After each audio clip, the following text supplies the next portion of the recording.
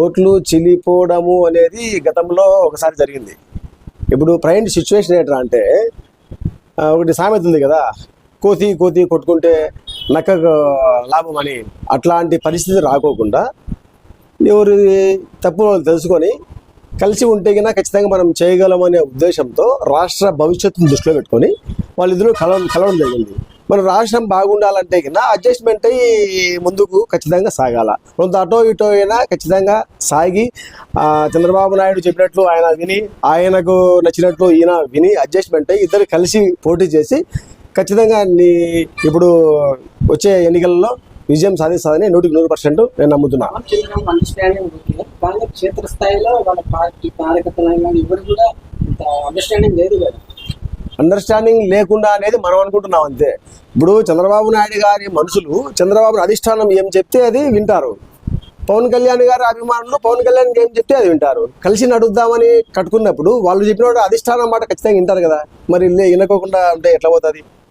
వింటారు కాబట్టి వాళ్ళ నమ్మకం మీద ముందుకు సాగడం జరిగింది.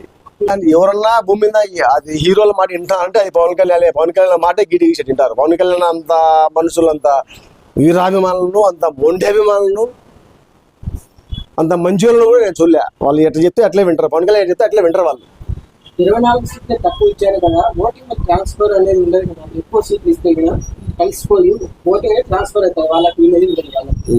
మరి 24 సీట్లకే అది కూడా అప్పట్లో ప్రకటించలేదు. ఇప్పటి వరకు ఏ విధంగా ట్రాన్స్ఫర్ అవుతాయంటారు? మనకు ఆకలిగా ఉన్నప్పుడు నాకు అది కావాలి, ఇది కావాలి, ఇది కావాలని కోరుకోరు. ఏం పెడితే తిని కడుపు నింపుకుంటారు. నీకు రాష్ట్ర భవిష్యత్తు బాగుండాలని కోరుకున్నప్పుడు కొంత అటో ఇటో తేడాలు ఉంటాయి. కానీ అడ్జస్ట్మెంట్ అయిపోయే గుణం ఎక్కడ ఉంటుందో విజయం కూడా అక్కడే ఉంటుంది.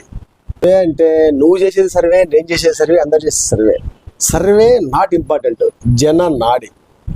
ఇప్పుడు నేను దాదాపు ఒక రాష్ట్రం అంతా తిరుగుతూ ఉంటా, అన్ని జిల్లాలు. ఎక్కడికి పోయి ఆటో వాడిని అడిగినా, ఏ రిక్షా వాడిని అడిగినా, ఏ బార్లో కూర్చున్నా, ఏ బస్ స్టాండ్లో ఎవరినన్ను అడిగినా, ఎవరి నోట విన్నా కూడా ఈరోజు తెలుగుదేశం అని తెలుస్తుంది. ఆ విషయం వాళ్ళకి తెలుస్తుంది.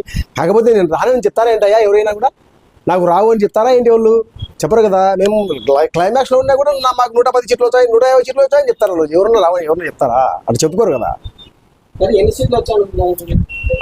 సీట్లు కథ పక్కన పెట్టేసాయి.